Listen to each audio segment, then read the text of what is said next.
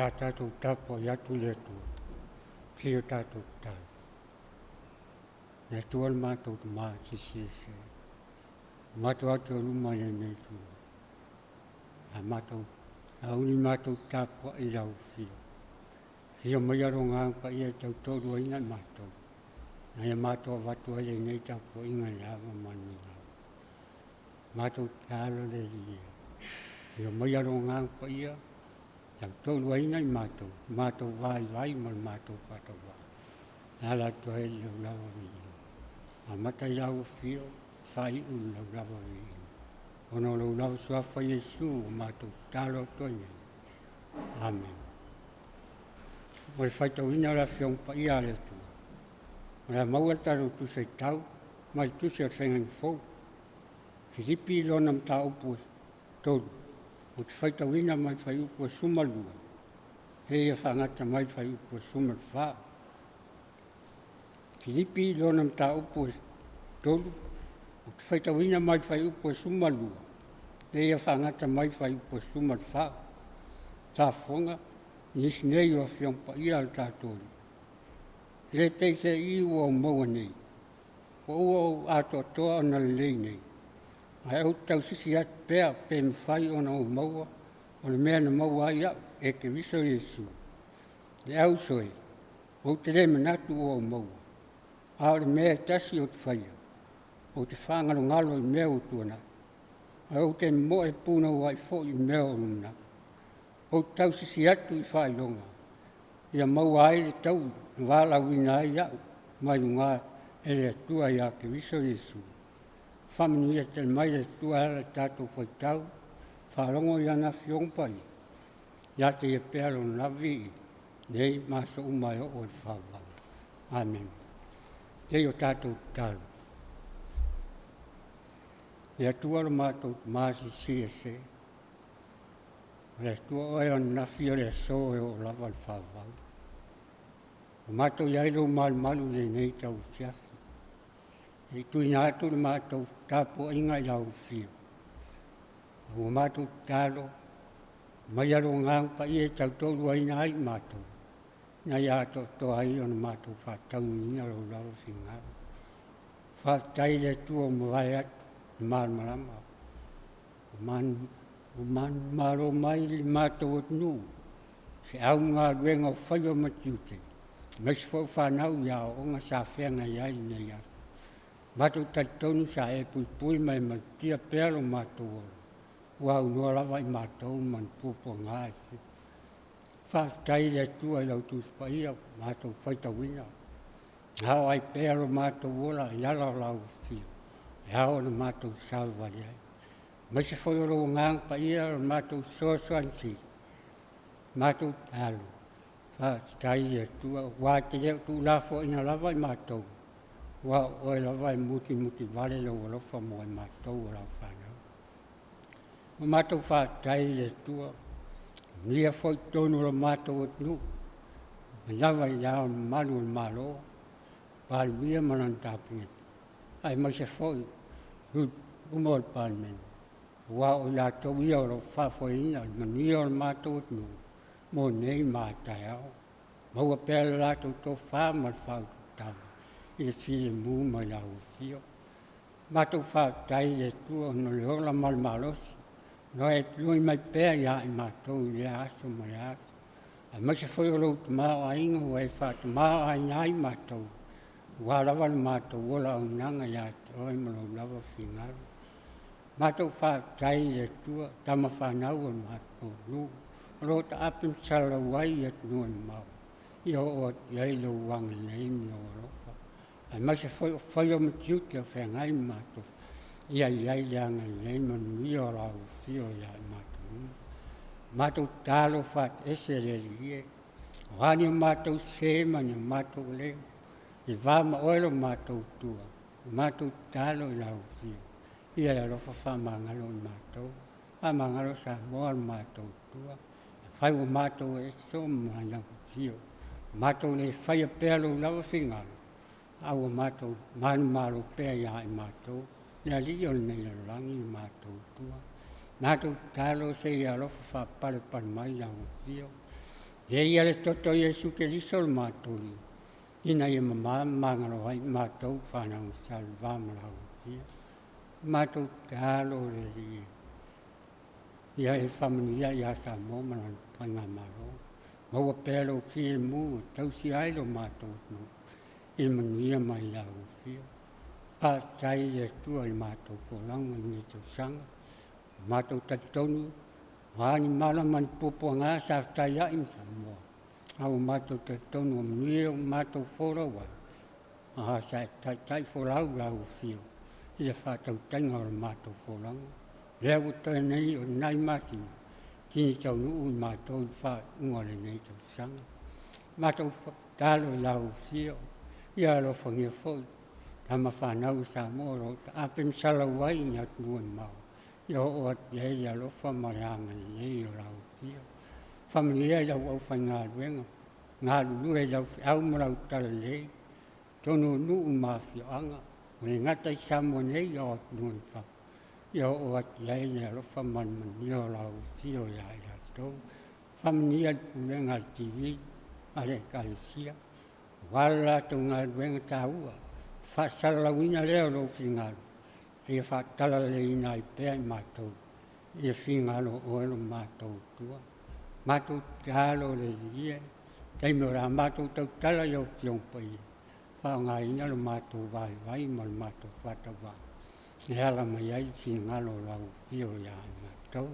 O nisi o mātou tālo le tua. Mwhai o mātou whaleo nā. Mare talilo Samoa mana lang. Ia whaia pē iai lau lava whingalo. Ai ua lava i mātou. Ono lau lau suafa Iesu ua mātou. Tālo atuane. Amen. Hore raunga suafa malu le tua tamā. Lalo mare ngang paia. Amen.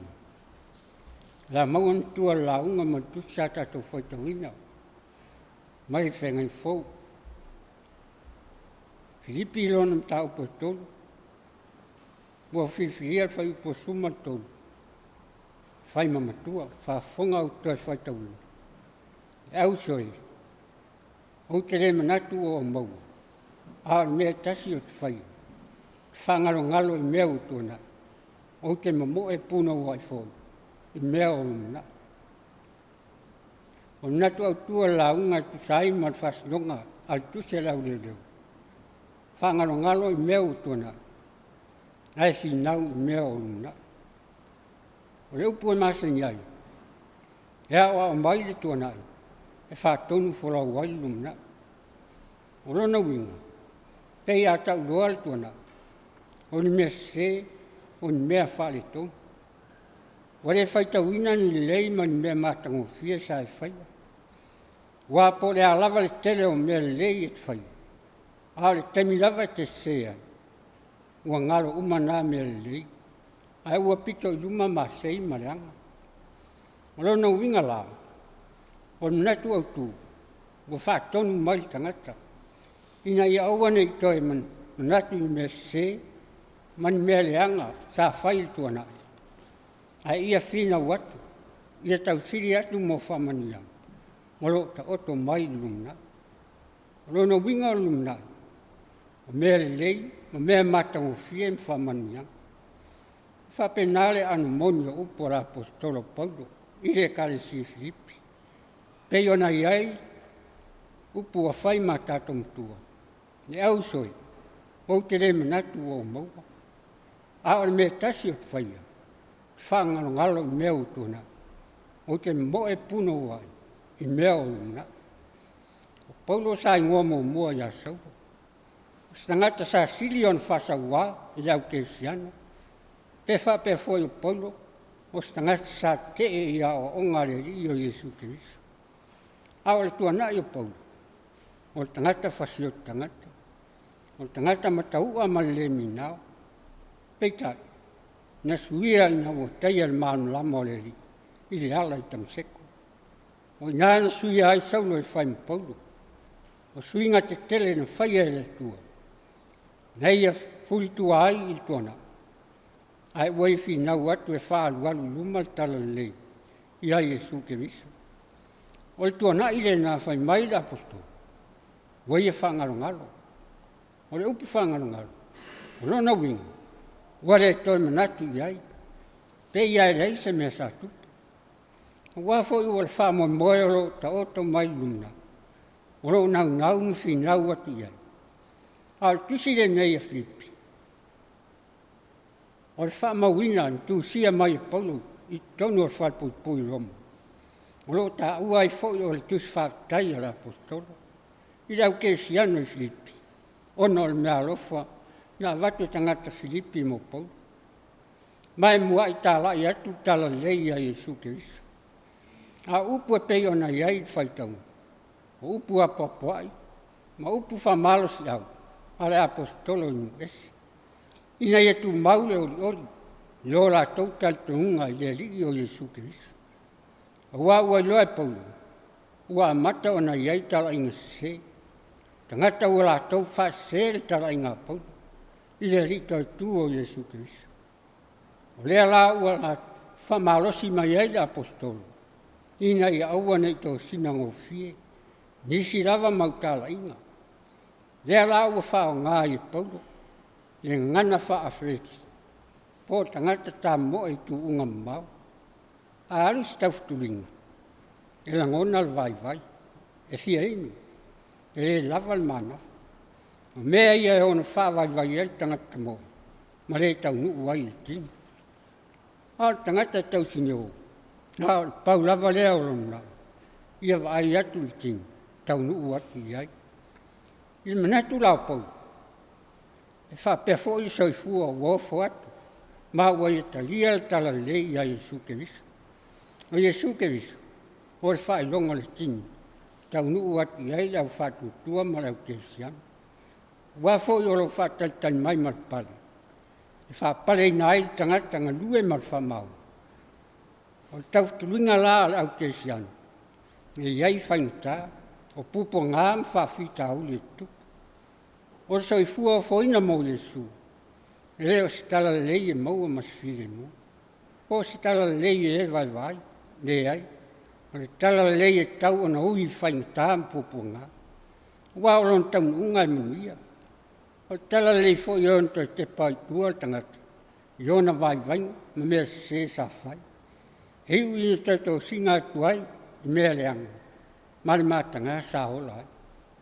Au leo tali da apostolo. O ia foi sa soifua, ma holo i se o lang silion lea.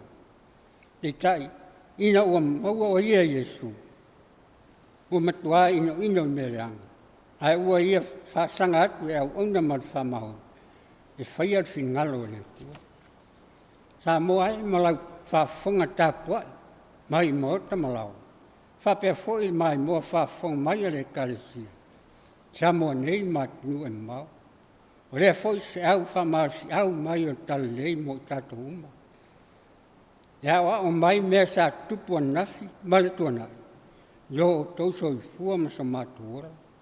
E popo wai tae au maluna. O le soi fua foina mo Yesu malan tala lei. O le pumoni le karesia. E leo se mea tātou te e vai le lau whaumaru. E stau ona matua ma o se o sia lo tātou. O wal whatinoina o la tātou tua, ma le au nau. Matua wha lava tā masasa i le tino Yesu. O le whaingtale nā o manuia, na ia sa ilia mo tātou. A o tātou iai tau loto ingole nei tau sang. Ua whaai foi lo sa fulau. Ma le alo atu o le whainga taulanga, i le nā masin fau, ma le whae ungole nei tau sang. Au wha wau ia, ua tātou masani ai. Ai ua iei nisi ua la tauta e tepa haitua, ma ua re tau nuu ai tini. Ina ua ese le mea ua ave iai le lato whamafa. Ina ua ese le tala lei u whalongo iai. Ua whalongo le tala lei whaingofie, tala lei taungofie. Al tala lei a Yesu Keriso. Esta ia pēr ma whaintā. Ai o lon taun unga, o le manuia le ola e whawau. O ina e taun uma iai au tā moe. Le whawai ma le au ngā lua. Le whalongolongo ti ngā.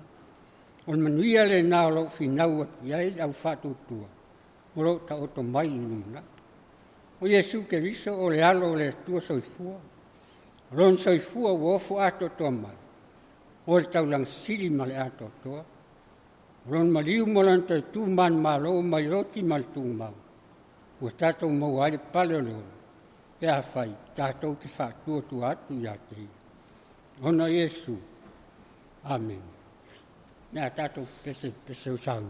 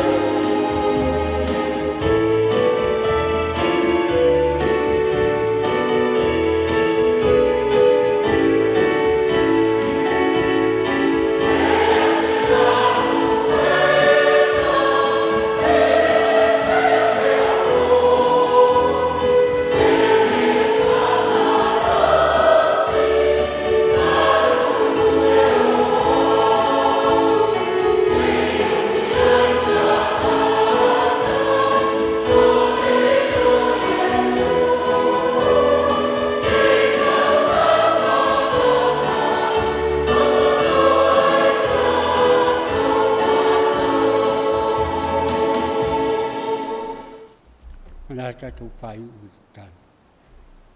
Tu mamaya lo mnia mal file mu la ufio le tu tama. Le sio Yesu Keriso matuli. Mal matanglilo mano navangang pa ia. Nei maso mayo o le fa vau. Amen.